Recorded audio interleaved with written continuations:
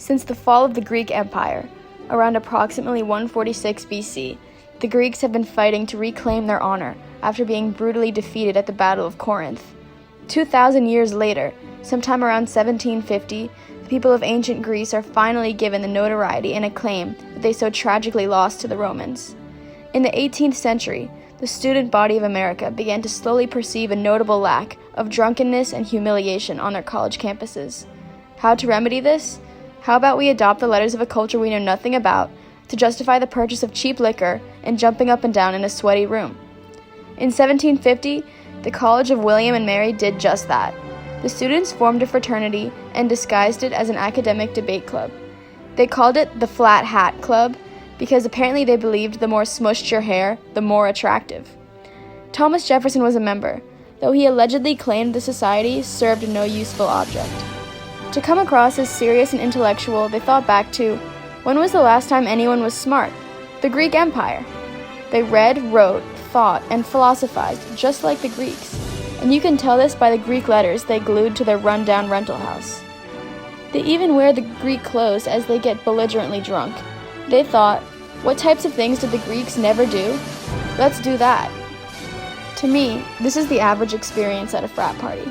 You wear embarrassing clothes, sweat in a basement for 20 minutes, decide that it sucks, call an Uber, realize you left your drunk friend inside, the Uber cancels on you, you call another one, your friend throws up on the side of the Uber, you bring her upstairs, then wake up the next morning with a violent hangover. So much fun. Today, there are almost 1 million students involved in Greek life. Incoming college freshmen have a 12.8% chance of becoming a member of a sorority or fraternity chapter, which leaves 87.2% to actually go to classes and do schoolwork. The first phase of getting into a sorority is rush. After personally going through this process, I find myself searching for the answer to the question, what was the rush? Rush entails lining up and marching into a recruitment room full of chanting, screaming girls who seem like they just downed a liter of Red Bull. Oh my gosh, hi, I'm Julia. Welcome to our recruitment room. What's your name? I'm Charlotte. Oh my god, Charlotte? I literally love that name. That is such a pretty name. I love it. Fierce, we're not lying, heads full of brains. Sometimes we're bizarre.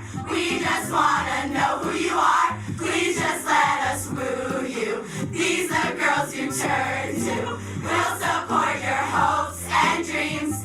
Indeed. We've been waiting for you all summer, and we're so glad you're finally here.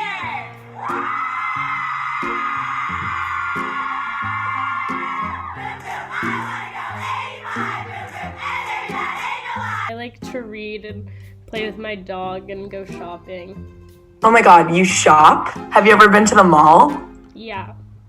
You've been there? Oh my god, me and my sisters go to the mall like all the time. We literally just walk around and like buy things and it's just so fun.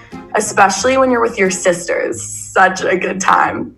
Each room attempts a different strategy to lure you into their dungeon of sisterhood and friendship. Walking into these rooms makes you feel like the last pair of boots at a sample sale on Black Friday. Some rooms try to trap you with hyper-enthusiasm and overexcitement, while others take the opposite approach and try to put on a facade of chillness. In reality, no matter how nonchalant these girls attempt to come off, behind the scenes, they are plotting, listing, researching, and strategizing. If you claim to like to party but also care about school, consider yourself a prime target for an attack. So like a lot of them definitely put in time to like kind of figure out who they want beforehand, which I don't think is fair. I felt like everyone else already knew a lot of older people, and so they were kind of already like funneled into specific ones. I've heard stories of sororities only like letting in pretty girls or like skinny girls, and I've heard really messed up things. Like they make girls sit on washing machines and like see where their fat jiggles. After each day, you get a schedule that shows all the sororities you are invited back to. Many hearts are shattered in this offensively personal process. God, I just want to know my schedule. I want to know who wanted me back and who didn't, and if it was like the people that I liked. It's 12:15 and it still hasn't come out yet. Okay, it came out. Oh no. Okay. It's okay. There were two that I really wanted that were my tops this whole time, and they dropped me. But it's okay, because they were meant to be. Okay, I'm gonna be completely honest, I just kind of cried for a little. You got my list back. I'm a little bit sad, I'm not gonna lie. It's fine, it's fine. It's just the ones that I loved, like, I guess, like, hated me, and that's cool, that's cool. Like, so many girls got cut from the one they really wanted, and it was horrible. Like, I just started bawling my eyes out. Like, that's so embarrassing now, but, like, everyone was just crying. I felt really just, frankly, screwed over. Not a good experience, would never do it again. After Rush comes the bidding phase. The sorority gathers in a classroom and shows a PowerPoint with their top choices' faces projected on the screen. The room is given the opportunity to say something positive or negative about each person as they move through the slides, reminiscent of the forbidden practice of acquiring humans, but with the breezy pace of online shopping. Next is pledging. Pledging is much more commonplace in fraternities than sororities.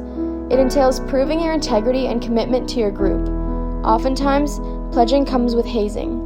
Hazing includes any activity expected of someone in joining a group that humiliates, degrades, abuses, or endangers them. It's called hazing because if you would ask a pledge why they are putting themselves through this torture, their answer would be, "I'm actually a little hazy on that." 60% of college students are subjected to hazing, and since 1961, there's been at least one death a year due to hazing.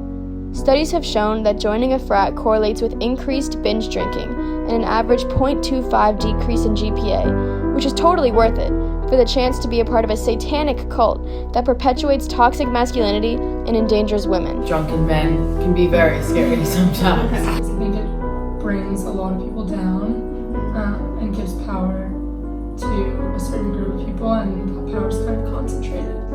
After pledging comes initiation, a ritual that involves wearing all white and kneeling in front of the heads of the sorority as they chant what sounded like an ancient Christian hymnal that you must repeat after them.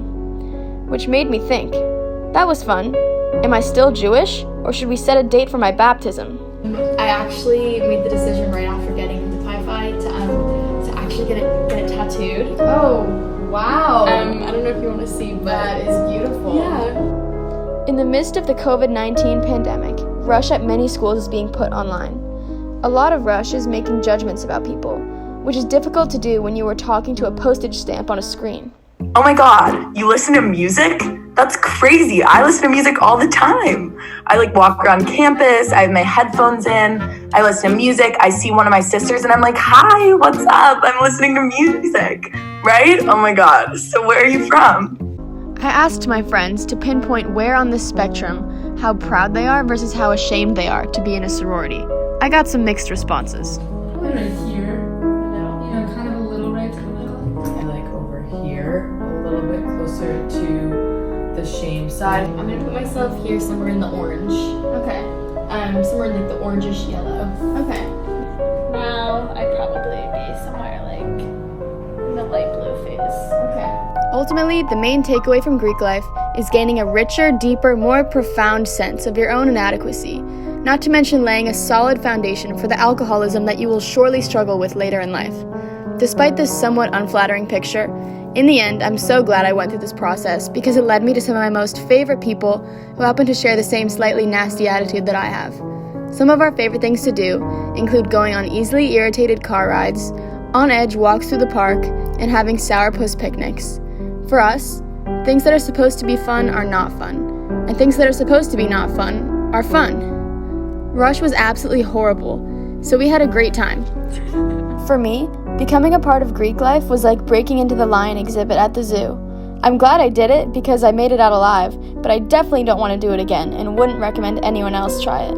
Let's be honest, it's not so bad being taken down a few pegs every now and then.